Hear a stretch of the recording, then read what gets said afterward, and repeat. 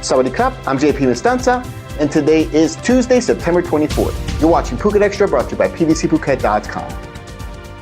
An argument that led to a shooting at a market in Sri Sutorn on Monday night has gotten the owner of a market in hot water with police as he faces charges for firing the handgun and wounding an ICE delivery man standing nearby.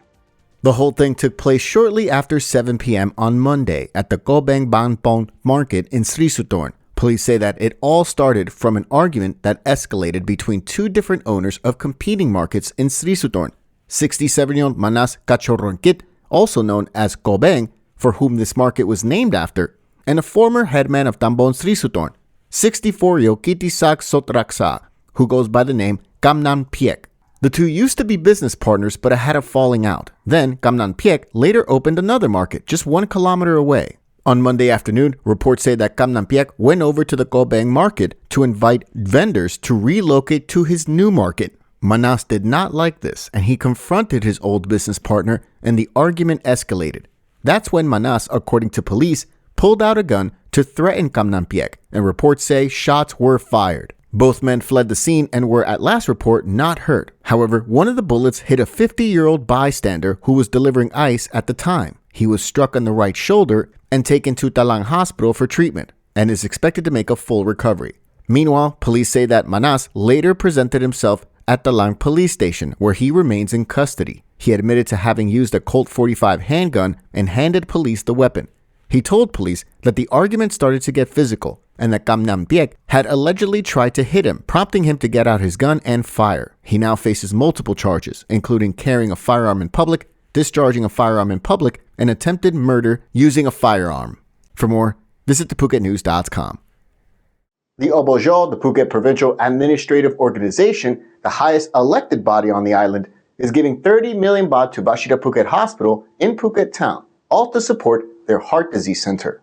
A donation ceremony took place at about 9 a.m. this morning at the hospital on Yawarat Road in Phuket Town, with Phuket Governor Sopon Suwanarat, who is not part of the Obojo. He presided over the event. PPAO President Rewat Arirob handed over the funds, along with a host of other members of the Obojo or PPAO. The 30 million baht donation is meant to boost the capacity for diagnosis and treatment of the heart disease center at Bashida Phuket Hospital and is expected to be used for essential medical equipment and materials.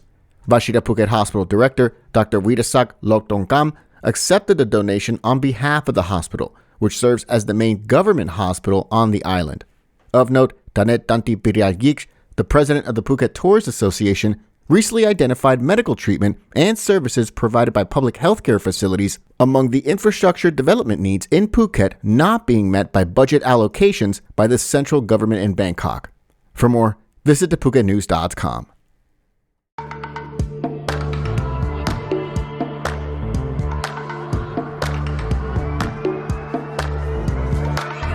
I was sure that it'll be easier to clear you from my mind. I wish you fall out from the window, take a bad trip to the ground. Ooh.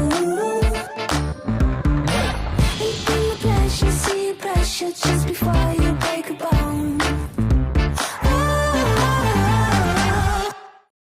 Foreign pilots will likely start flying domestic routes in Thailand by the end of the year if approval is given through wet lease arrangements for airlines. And the Thai Pilots Association is concerned that this could mean fewer opportunities for Thai pilots.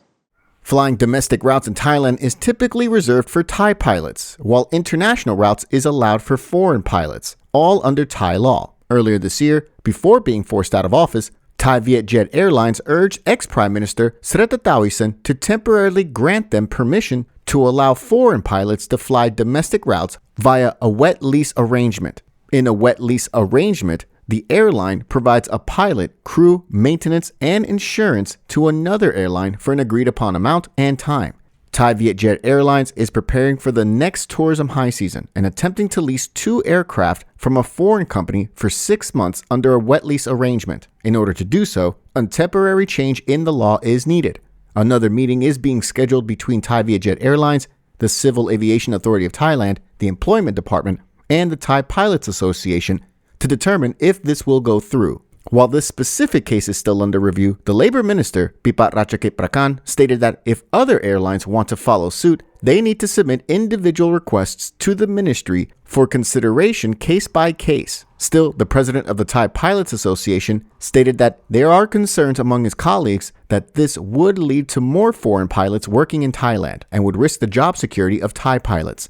The Deputy Director General of the CAAT said wet leasing is not unusual and has been used since 2008. However, Thailand rarely has wet lease arrangements, unlike other countries such as Russia, which leases a large amount from Bermuda. For more, visit thephuket.com. On the condition of paying income taxes, Thailand's government is considering granting the same welfare protections that are given to those registered with the Social Security Fund to be given to freelance workers. The tourism minister, Sorawong Tiengtong, stated that discussions are ongoing to set up a welfare system to protect freelance workers, described as everyone from tour guides to ride-hailing delivery drivers, online content creators, and even sex workers, according to the Bangkok Post. The new system would only work to provide the same welfare and medical benefits given to those registered with the Social Security Office if these freelance workers declare their income and pay the required taxes. The move comes after calls from several workers' advocacy groups, including the Professional Tourist Guide Association of Thailand, which stressed the urgent need to provide welfare protections to freelance workers. Still, the group that represents several sex workers, the Service Workers and Group Foundation, they called for a full slate of legal protections and welfare benefits for their constituents, but have also stated their opposition to revealing their identity due to the nature of their work. Still, the tourism minister went on to state that the government, during the next parliamentary session, plans to put forth a bill for welfare coverage for freelance workers, with input from various civil and labor advocacy groups. For more, visit thephuket.com. Thanks for watching us here today on Phuket Extra, brought to you at pvcphuket.com. We'll see you again tomorrow. Until then, stay classy, Phuket.